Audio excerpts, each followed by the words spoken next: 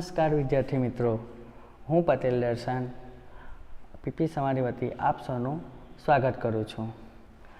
આજે આપણે ધોરણ 7માં પ્રકરણ 1 પૂર્ણાંક સંખ્યાઓ વિશે અભ્યાસ કરીશું। તો આ વિડીયો તમે છેલ્લે સુધી જુઓ એવી મારી વિનંતી। તો પૂર્ણાંક સંખ્યાઓ પર જતાં પહેલાં આપણે થોડું પુનરાવર્તન કરી લઈએ। તો પુનરાવર્તનમાં બીજી કેટલીક સંખ્યાઓ છે। તો સૌપ્રથમ પ્રાકૃતિક સંખ્યા। પ્રાકૃતિક સંખ્યાને આપણે ગણતરીની સંખ્યા પણ કહીએ છીએ। ગણતરીની સંખ્યા કેમ કહેવાય? કારણ કે આપણે જો નાના હોઈએ ત્યારથી આપણે જ્યારે ગણતરી શીખીએ છીએ તો આપણે 1, 2, 3 એ રીતે જ ગણતરી કરતા હોઈએ છીએ। અને આ પ્રાકૃતિક સંખ્યામાં ધન પૂર્ણાંકોનો સમાવેશ થાય છે, એટલે કે 1 થી લઈને અનંત સુધીની સંખ્યા એ પ્રાકૃતિક સંખ્યામાં આવે છે। બીજી છે પૂર્ણ સંખ્યા। આપણી જે પ્રાકૃતિક સંખ્યા છે, જુઓ 1 થી લઈને અનંત સુધીના બધા જ ધન પૂર્ણાંકો, તો જ્યારે તેમાં 0નો પણ સમાવેશ કરી લઈએ, એટલે કે શૂન્યનો પણ સમાવેશ કરી લઈએ, ત્યારે આપણને પૂર્ણ સંખ્યા મળે છે। એટલે પૂર્ણ સંખ્યામાં શેનો સમાવેશ થાય છે? 0 થી લઈને અનંત સુધી, 0, 1, 2, 3 અને અનંત સુધી। ત્યારબાદ જોઈએ તો પૂર્ણાંક સંખ્યા। હવે તમે પૂર્ણાંક સંખ્યાને અહીંયા તમે ધ્યાનથી જુઓ તો અહીંયા શું છે? ઋણ પૂર્ણાંક પણ આવે છે। ઋણ સંખ્યા છે, 0, 0 છે અને ધન સંખ્યાઓ છે। એટલે કે ઋણ સંખ્યા પણ અનંત સુધી છે અને ધન સંખ્યા પણ અનંત સુધી છે, અને તેમાં 0, 0નો પણ સમાવેશ થાય છે। આ બધી જ સંખ્યાઓનો સમાવેશ પૂર્ણાંક સંખ્યામાં થાય છે। તો આપણે એ રીતે કહી શકીએ કે પૂર્ણાંક સંખ્યા બરાબર ઋણ સંખ્યા વત્તા શૂન્ય વત્તા ધન સંખ્યા। એટલે કે પૂર્ણાંક સંખ્યામાં ઋણ સંખ્યાઓનો પણ સમાવેશ થાય છે, એટલે કે -1, -2, -3 વત્તા પછી શૂન્યનો પણ સમાવેશ થાય છે અને વત્તા ધન સંખ્યાઓનો પણ સમાવેશ થાય છે। હજી પણ આપણે પૂર્ણાંક સંખ્યાઓને વધુ વિસ્તૃત રીતે એક આકૃતિ દ્વારા સમજીએ। તો તમે અહીંયા ધ્યાનથી જુઓ તો આ છે આપણી પ્રાકૃતિક સંખ્યા। આ પ્રાકૃતિક સંખ્યાનો આકાર છે। તો પ્રાકૃતિક સંખ્યામાં શેનો સમાવેશ થાય છે? તો બધી ધન સંખ્યાઓ 1, 2, 3, 4 થી અનંત સુધી। પછી છે આ શૂન્ય એટલે કે 0, બરાબર। હવે જ્યારે આ પ્રાકૃતિક સંખ્યા અને શૂન્ય મળીને એક સંખ્યા બનાવે છે, તેને કઈ સંખ્યા કહેવાય? તો તે છે પૂર્ણ સંખ્યા। એટલે કે પૂર્ણ સંખ્યામાં તમે જુઓ તો પ્રાકૃતિક સંખ્યા અને શૂન્ય એ બંનેનો સમાવેશ થઈ જાય છે।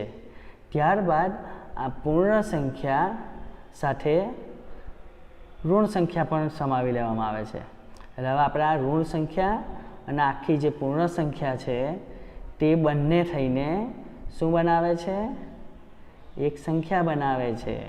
આ બધી જ સંખ્યાઓને શું કહેવાય?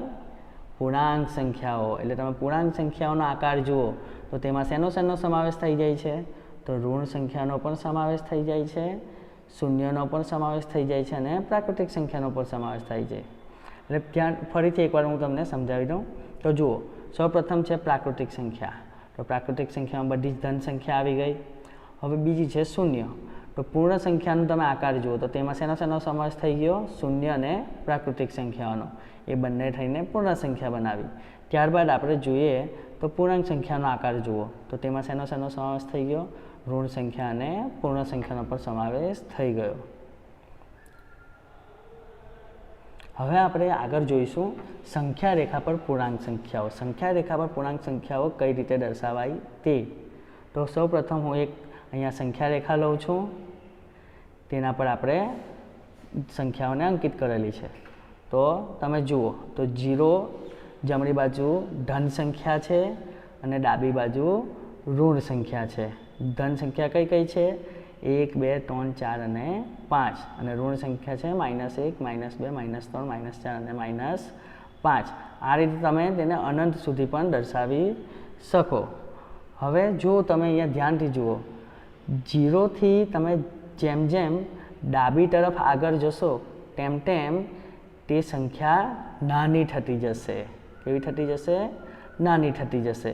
અને જેમ જેમ તમે શૂન્યથી જમણી બાજુ આગળ જતા જશો તેમ તેમ સંખ્યા કેવી થતી જશે? મોટી થતી જશે. એટલે કે તમે ધારો કે 0થી 1 2 3 4 5 6 7 8 9 10થી અનંત સુધી જશો તેમ તેમ સંખ્યા મોટી મોટી જ થતી જશે. અને તમે ડાબી તરફ 0થી જશો, શૂન્યથી ડાબી તરફ જશો તો સંખ્યા નાની થતી જશે. એટલે કે -1 -2 -3 -4 અને -5 એમ નાની થતી જશે.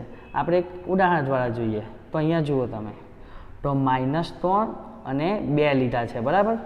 તો હવે અહીંયા તમે વિચારશો કે 3 મોટા, પણ ના, તમારે અહીંયા જોવાનું છે આગળ ઋણની નિશાની છે, માઇનસની નિશાની છે, -3 છે. એટલે કે એ ડાબી તરફ છે સંખ્યા રેખા પર જુઓ, અને 2 એ જમણી તરફ છે. તો કઈ મોટી સંખ્યા કહેવાય?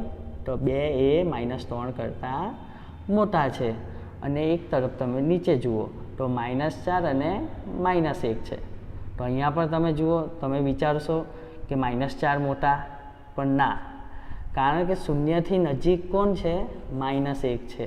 જ્યારે -4 એ શૂન્યથી દૂર છે. એટલે તમે જોયું કે શૂન્યથી તમે જેમ જેમ ડાબી તરફ જશો અને આગળ તરફ જશો તેમ તેમ સંખ્યા નાની થતી જશે. અહીંયા ભલે -10 હોય અને શૂન્ય હોય તો -10 કરતાં પણ શૂન્ય મોટા કહેવાય. -25 હોય અને 1 હોય તો પણ 1 એ -25 કરતાં મોટા કહેવાય. ભલે -50 હોય અને -1 હોય તો -1 એ મોટા કહેવાય. કેમ? કારણ કે તે શૂન્યથી વધુ નજીક છે. ચાલો, તો હવે આપણે એક ઉદાહરણ જોઈએ. તો અહીંયા તમે જુઓ કે નીચે આપેલ સંખ્યા રેખા પર પૂર્ણાંક સંખ્યાઓ દર્શાવી છે. તમે અહીંયા એક સંખ્યા રેખા આપેલી છે, તેમાં તમને જુઓ કે બિંદુ આપેલા છે કે ABCDEFG, એટલે કે એવા બિંદુ આપેલા છે. હવે ત્યાં તમે જુઓ -3 અને -2 ને ક્રમશઃ E અને F પર અંકિત કરવામાં આવેલ છે. એટલે કે જુઓ તો -3 એ E પર અંકિત છે અને -2 એ F પર અંકિત છે. તો કઈ પૂર્ણાંક સંખ્યાઓ B, D, H, J, M અને O વડે દર્શાવાશે? એટલે કે અહીંયા આપણે જોવાનું છે કે B પર કયું બિંદુ આવશે, D પર કયું બિંદુ આવશે, H પર કયું બિંદુ આવશે અને J કે M અને O પર કયું બિંદુ આવશે. તો અહીંયા તમે જુઓ તો તમે નોટ પેન લઈ લો અને એક સંખ્યા રેખા દોરો. સંખ્યા રેખા દોરાઈ જાય પછી તમે તેના પર બિંદુ લખો ને. તો અહીંયા તમે જુઓ તો -3 E બરાબર -3 છે અને F બરાબર -2 છે. તો G બરાબર શું આવશે? તો જમણી બાજુ જઈએ તો શું આવશે? -1. પછી H બરાબર શું આવશે? તો 0. I બરાબર શું આવશે? તો 1. J બરાબર શું આવશે? 2. અને K બરાબર શું આવશે? 3. L બરાબર 4. M બરાબર 5. N બરાબર 6 અને O બરાબર 7. હવે તમે ડાબી તરફ જેમ જેમ આગળ જશો તેમ શું આવશે? D બરાબર -4, C બરાબર -5, B બરાબર -6 અને A બરાબર -7.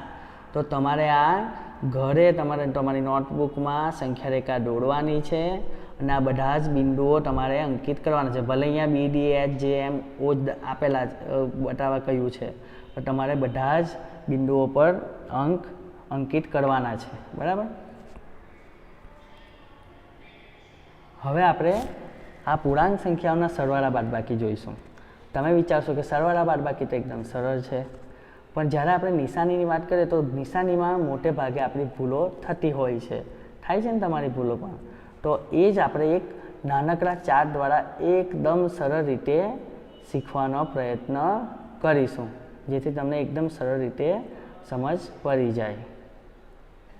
તો અહીંયા એક ચાર્ટ આપેલો છે કે જો નિશાની સરખી અને અલગ અલગ, એટલે કે જો નિશાની સરખી અને અલગ અલગ, તો સરખી એટલે કે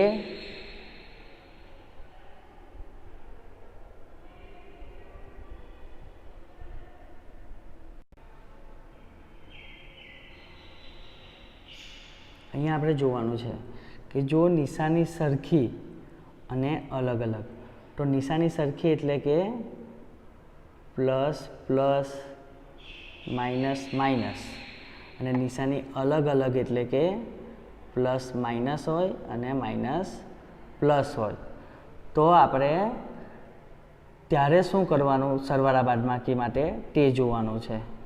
તો અહીંયા જુઓ કે તમને આપેલું છે કે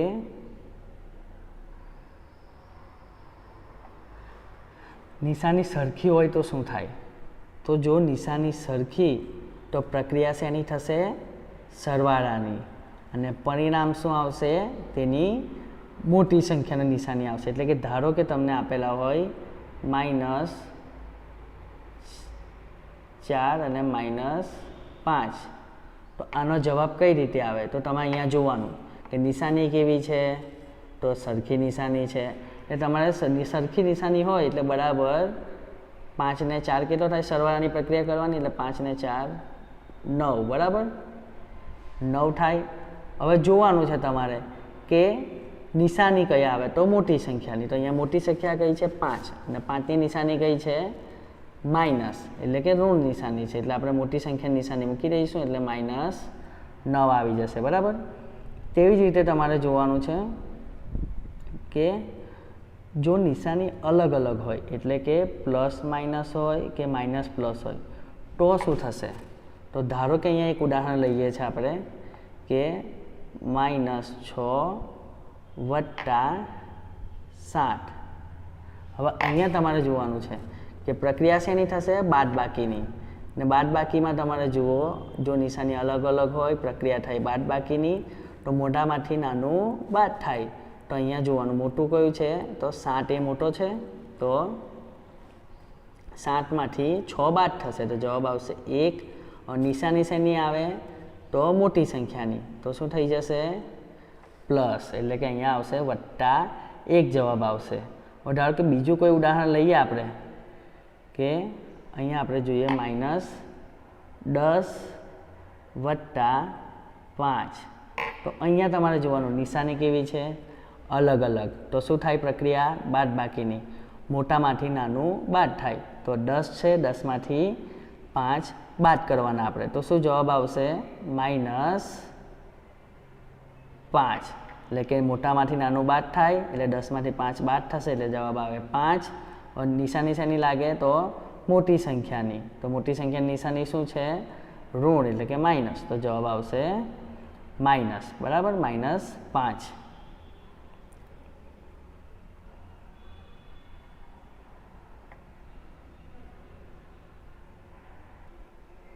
હવે અહીંયા આપણે જોવાનું છે કે પૂર્ણાંક સંખ્યા અને તેની વિરોધી સંખ્યા.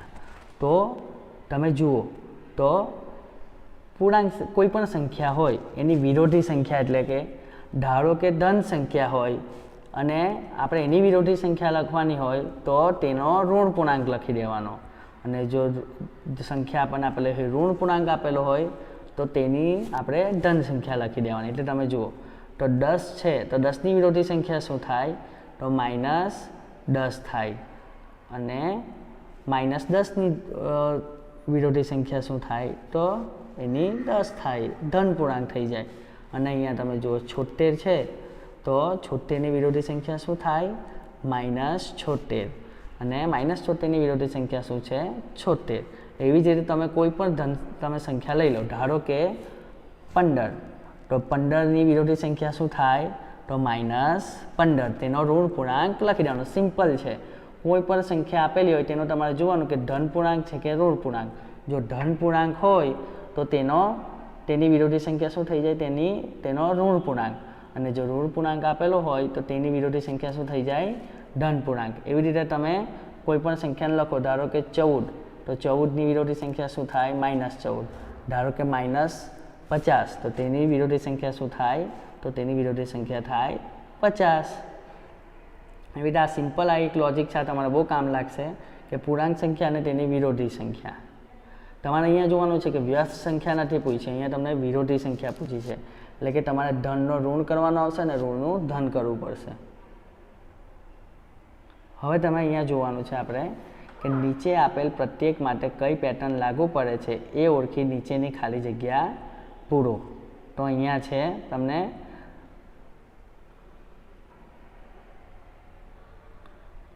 આપી છે કે નીચે આપેલ પ્રત્યેક માટે કઈ પેટર્ન લાગુ પડે છે એ ઓળખી નીચેની ખાલી જગ્યા પૂરો.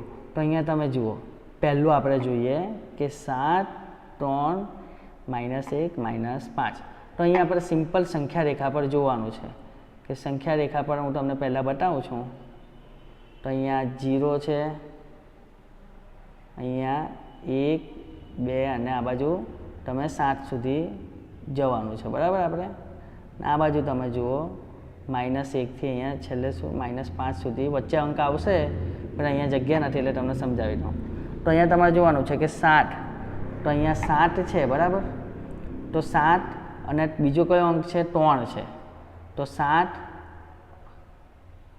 તમે જો 7, 6, 5, 4, 3, 2, 1, 0, -1, -2 થાય. તો 7 છે, બરાબર. પછી કયો અંક છે? 3. તો આ 3 છે અને આ 7 છે, બરાબર. તો વચ્ચે કેટલાનો ગેપ આવે છે? 3 આવે છે, 3 અંક. તેવી જ રીતે તમે જુઓ 3 પછી શું છે? -1. તો શું છે? 2, 1, 0 પછી છે -1, બરાબર. પછી આપણે આગળ જોઈએ, આ તમને ભૂસી કાઢું છું, પછી તમે આગળ જુઓ. તો અહીંયા તમે જુઓ તો -1 પછી તમે જુઓ -1, -2, -3, -4 અને -5 છે, બરાબર. તો અહીંયા તમે જુઓ -1 થી -5ની વચ્ચે પર કેટલા છે? 3 અંક છે. એટલે હવે આપણે આગળ સમજી જવાનું છે કે 3 અંક આગળ આપણે ખસવાનું છે, બરાબર. તો 3 અંક આગળ ખસવાનું છે. તો 7 છે, 3 છે, પછી -1 છે, પછી -5 છે. તો હવે આ -5 થી 3 અંક આપણે આગળ ખસીએ તો શું થાય? -3 થી આગળ ખસીએ એટલે -6 ને આપણે છોડી દેવાના, -7 ને છોડી દેવાના અને -8 ને છોડી દેવાના. શું જવાબ આવશે? -9 જવાબ આવશે, બરાબર. પછી ત્યારબાદ -9 બાદ છોડી દેવાના, -10, -11 અને -12 ને આપણે જવા દેવાના. તો -12 પછી શું જવાબ આવે? -13 જવાબ આવશે, બરાબર. અને ત્યારબાદ આવશે -13 થી આગળ 3 જઈએ એટલે -17 જવાબ આવશે. આ રીતે તમારે કરવાનું રહેશે. હવે તમારે બીજા જે અહીંયા આપેલા છે તે પણ તમારે કરવાનું રહેશે કે -2. અહીંયા તમે સિમ્પલ, હવે તમે સમજી જાઓ, લોજિક સમજી ગયા. તો અહીંયા તમે સમજી જાઓ કે ધારો કે -2 છે, -4 છે અને -6 અને -8 છે, બરાબર. તો હવે આનો કઈ રીતે જવાબ આવશે તમારે જોવાનું છે કે -2 પછી કેટલા અંક છે? તો -4 છે.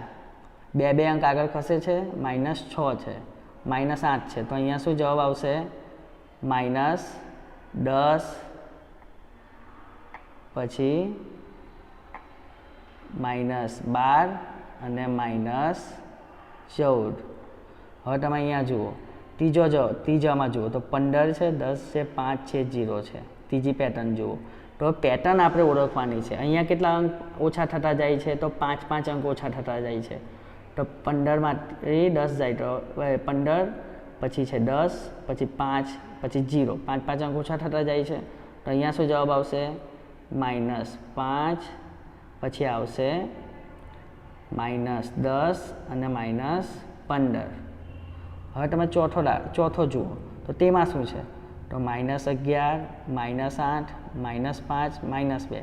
તો અહીંયા તમે જુઓ તો -3 છે, 3 અંક વધતા જાય છે. તમે જો -11 કરતાં -8 મોટા કહેવાય, -8 કરતાં -5 મોટા કહેવાય અને -5 કરતાં -2 મોટા કહેવાય. એટલે તમને કહું છું કે 3 અંક અહીંયા ઓછા થતા જાય છે. ધારો કે તો અહીંયા તમે -11 છે, -8 છે, -5 અને -2 છે. તો હવે અહીંયા શું આવશે? -2 પછી તમે જુઓ -1 ને આપણે જવા દેવાનું, 0 પણ જાય, બરાબર, અને 1 પણ જાય. તો અહીંયા શું જવાબ આવશે? 3 જવાબ આવશે, સોરી 2 જવાબ આવશે. અહીંયા શું જવાબ આવશે? 2 પછી 5 જવાબ આવશે અને અહીંયા શું જવાબ આવશે? 5 ને પછી અહીંયા 8 જવાબ આવશે. આ રીતે અહીંયા 3 અંક આગળ આપણે જવાનું છે. આ રીતે આ તમે વ્યવસ્થિત તમે ઘરે પ્રયત્ન કરજો, કારણ કે ઘરે તમારી પાસે નોટ અને પેન હશે. અહીંયા મારી પાસે અત્યારે એ પ્રોબ્લેમ છે, એટલે તમે ઘરે ટ્રાય કરજો. સંખ્યા રેખાનો ઉપયોગ કરવો હોય તો સંખ્યા રેખાનો ઉપયોગ કરજો. અને આ રીતે પહેલાં સૌપ્રથમ પેટર્ન ઓળખો કે પેટર્ન આપેલી શું છે, પછી તે જ રીતે આગળ તમે વધી શકો. અહીં હું તમને ઘરેથી જાતે પ્રયત્ન કરવા માટે કેટલાક દાખલા આપું છું, બરાબર? તમને આવડી જશે. આજે તમે સરળ રીતે શીખ્યા છો. સરવાળા બાદબાકીનું મેં તમને જે પેલો ચાર્ટ તમને મેં શીખવ્યો છે એ તમારા માટે ખૂબ જ ઉપયોગી રહેવાનો છે, કારણ કે ચાર્ટ દ્વારા તમે કરી શકશો કે નિશાની અલગ અલગ હોય તો શું થાય, નિશાની સરખી હોય તો શું થાય. અહીંયા તમને જે દાખલા આપેલા છે તેમાં હું તમને જણાવી દઉં તો બધાની નિશાની કેવી છે જુઓ, અલગ અલગ છે. પહેલામાં માઇનસ પ્લસ છે, પછી બીજામાં પણ માઇનસ પ્લસ છે, ત્રીજામાં પ્લસ માઇનસ છે અને પ્લસ માઇનસ છે. એટલે અહીંયા બધામાં જ બાદબાકી થશે, પણ તમારે અહીંયા ખાસ ધ્યાન રાખવાનું છે નિશાનીમાં. નિશાની શેની આવશે? તો મોટી સંખ્યાની નિશાની આવશે. શેની આવશે? મોટી સંખ્યાની નિશાની. તો સૌ પ્રથમ હું તમને એક દાખલો બતાવી દઉં છું. ત્રીજો દાખલો આપણે જોઈએ, બરાબર? તો 16 + -23 છે. 16 - 23, બરાબર? તો અહીંયા તમારે જોવાનું છે. અહીંયા શું થશે? નિશાની કેવી છે? અલગ અલગ. આપણને હવે તો આવડી જ ગયું હશે, તમે ચાર્ટ જોયો એટલે કે નિશાની અલગ અલગ છે, એટલે કંઈ જ જોવાનું નહીં. પહેલાં થાય બાદબાકી, અને બાદબાકી પર કેવી રીતે થાય? તો મોટામાંથી નાનું બાદ થાય. તો 23માંથી 16 જાય તો શું જવાબ આવે? તો 7 જવાબ આવે. 7 જવાબ આવી ગયો, આપણે બાદબાકી કરી નાખી. હવે કંઈ જ જોવાનું નહીં, આપણે જોવાની છે મોટી સંખ્યા. મોટી સંખ્યા કઈ છે? અહીંયા કઈ છે બોલો? થઈને બોલ. મોટી સંખ્યા કઈ છે? 16 એ આપણી મોટી સંખ્યા કહેવાય. તો એની નિશાની શું આવશે? પ્લસ. આ રીતે તમે આ બધા જ દાખલા ઘરે પ્રયત્ન કરો. હું તમને આ પીપીટી પર તમને મોકલી આપીશ આ ગ્રુપમાં, અને તમે ઘરે સરસ રીતે પ્રયત્ન કરજો. આગળ આપણે બીજા લેક્ચરમાં વધુ આગળ અભ્યાસ કરીશું. Thank you. ફરી મળીએ.